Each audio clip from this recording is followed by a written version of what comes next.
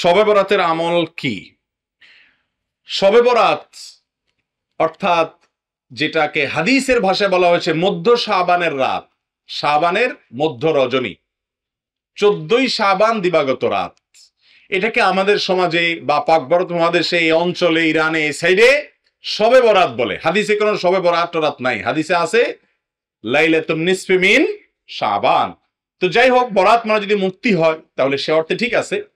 এ রাতে আল্লাহ তাআলা মুশরিক যারা শিরকে লিপ্ত এই লোকগুলো ছাড়া, হিংসুক ছাড়া, বেদাতে লিপ্ত ছাড়া, যে ব্যক্তি সুন্নাহ মেনে চলতে চায় না এই লোকগুলো ছাড়া বাকি সব ইমানদারদেরকে সাধারণ ক্ষমা ঘোষণা করেন।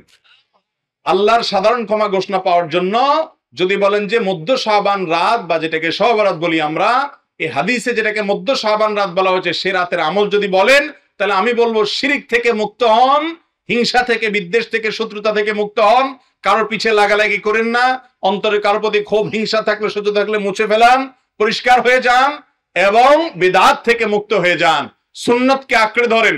ইনশাআল্লাহ আপনি সাধারণ ক্ষমা আল্লাহর পক্ষ থেকে পাবেন। কথা কি বুঝাতে পারছি? এছাড়া যদি এ রাতে কেউ ব্যক্তিগতভাবে আমল ইবাদত করে, অন্য রাতেও করে, এ রাতে আল্লাহ ক্ষমা করেন, এতটুকু অন্তত হাদিস দ্বারা সাবেত অবশ্যই আছে।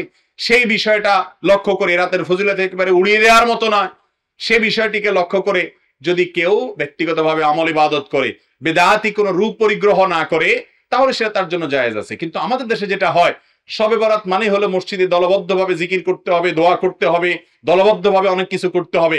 নফল, বিশেষ করে সুন্নত আমল, এটা একা একা করার যেগুলো, সেগুলো একা একাই করতে হবে। যেগুলো দলবদ্ধভাবে করার কোনো নির্দেশ নাই, সেগুলোকে দলবদ্ধভাবে করলে সেটা ভুল হবে।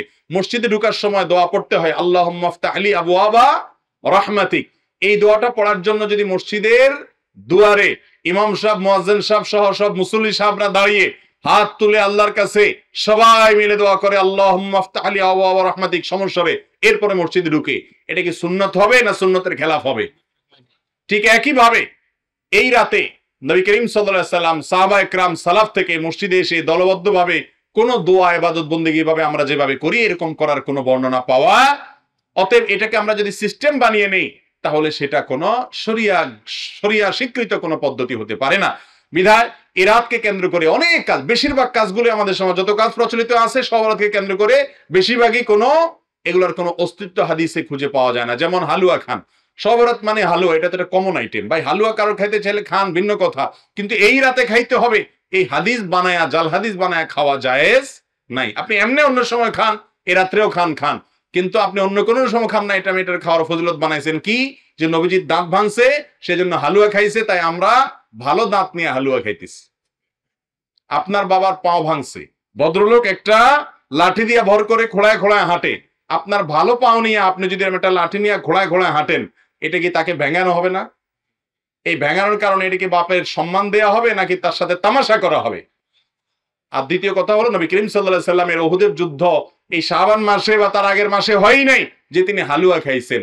বিধায় এই সমস্ত জাল হাদিস আমরা আমল করব না।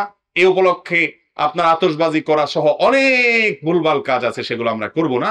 বাকি রাতে আল্লাহ তাআলা মানুষকে ক্ষমা করেন, আপনি আল্লাহর কাছে ক্ষমার আশা করেন, শিরক থেকে এবং হিংসা থেকে, বিদআত থেকে নিজেকে পরিচ্ছন্ন করেন, আল্লাহর কাছে দোয়া করেন, সেটা ভিন্ন বিষয়। আল্লাহ তাআলা আমাদেরকে বুঝার তৌফিক দান করুন।